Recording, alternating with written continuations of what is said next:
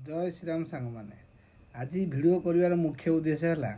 BJD जड़े आग दाढ़ीर social media handle जड़े नारी नेत्री तांको ऊपर आटाक हो मुंडे 15-20टा खंडे स्टिच पड़ी मोटे फटो शो कर देखूँ बीजेडी आईटी सेल बेला सेयार करका सुलता बापा आसिक माने पूरा मीडिया रे हुलस्थुल कले सरकार को टार्गेट कले मु 3टी टॉपिक नहीं आलोचना करी आलोचना एंड करी। प्रथम टॉपिक है नेता मान आमर किसी शिखबार अच्छे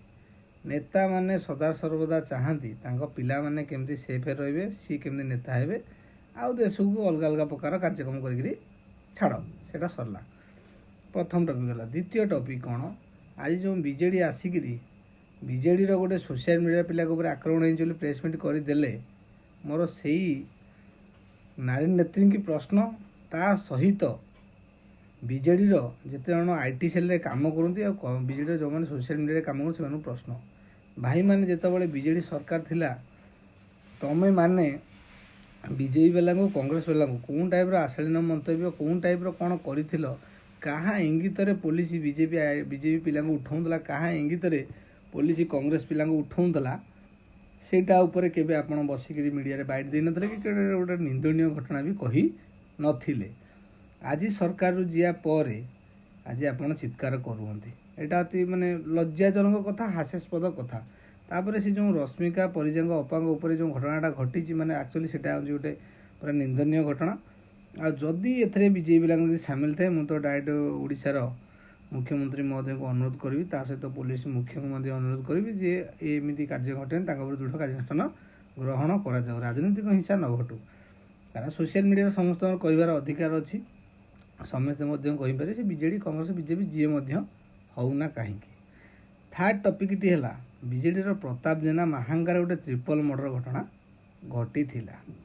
से प्रताप जेना ना कोर्टे रखा जाता से टाइम सी आईन मंत्री थिले तांकु सेते समय पर्यंत कौन सरकार घंट घोड़े रखी मैंने गोटे ट्रिपल मर्डर घटना होता बीजेडी राजनीतिक छुंक छुंकी छाड़देला से बीजेपी कर्मी सी गोटे पॉलिटिकल अपेरेंस से आमर किसी ना सरकार ता बाटे जीव आईन ता बाटे जीव मोर ये पदे कहबी अवश्य बीजेडी कर्मी मान खराब लगिपार जो पापटा तुम कर पाप जदि बीजेपी कर बीजेपी बुड़ कारण तमें से टाइम 3टा मुंड गड़े राजनीतिक हिंसा अनेक नारी बलि पड़ते अनेक राजनीतिक नेता माने बलि पड़ते कौन नेता राति गुड़ी कर तार ज्वलंत उदाहरण अच्छी नग्न चरित्र सारा ओडिशावासी देखिए तेणुक से कथाटा मुझे कहूनी तेणुक आज जो तुमर बीजेडी आईटी सेल पिला हूँ कि सोशल मीडिया पिला आक्रमण घटला आपण आसी सांबादिक सम्मिलन करें जदि से टाइम रे थरे से जो महांगार ट्रिपल मर्डर घटना घटला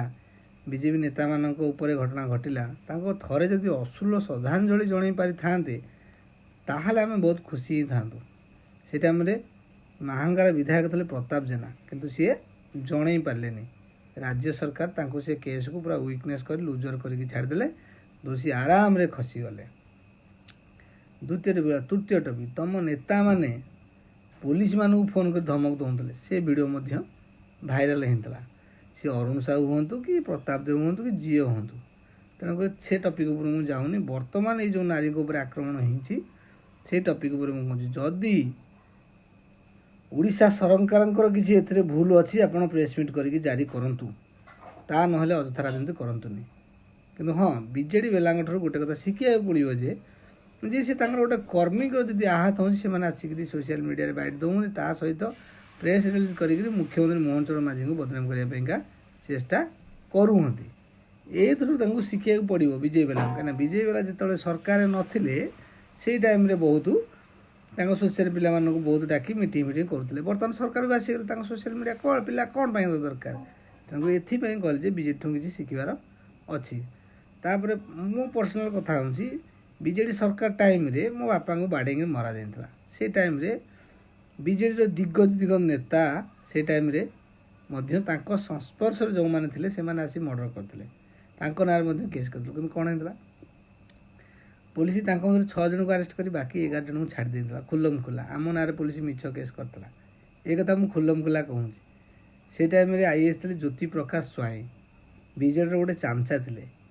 ବୁଝିଲେ କି। ଆଉ ଏବେ ବି ଆଜିକା ଡେଟ୍ରେ ଓଡ଼ିଶାରେ ଏମିତି କିଛି ନେତା ଆଉ ବିଜେଡ଼ିର କର୍ମୀମାନେ ବି ଅଛନ୍ତି, ସେମାନେ ଫୋନ୍ କରି ଧମକ ଚମକ ଦେଉଛନ୍ତି, ତମେ କାହିଁ ବିଜେପି ପାଇଁକା ଭିଡ଼ିଓ ବନାଉଛ। ତମେ ଯଦି ବିଜେଡ଼ିକୁ ଭଲ ପାଉଛ ତ ସ୍ୱାଗତ ଯୋଗ ଦେଖିବ, ଆମେ ବିଜେପିକୁ ଭଲ ପାଉଛୁ